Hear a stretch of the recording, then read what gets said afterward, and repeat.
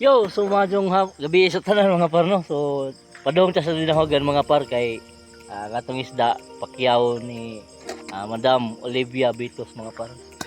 So diyan ta sa may dinahogan mga par no. So wasa ta ding diretso kay mag-vlog ta. Naman na atong isda mga par.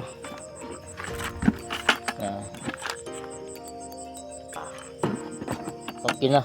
At least mga halin.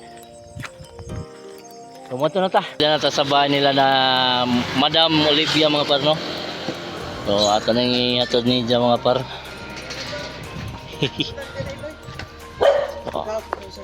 So shout out ni Madam Olivia. Si Jemo pakyaw sa itong isda. Di na masigo. Oh. Pagkog.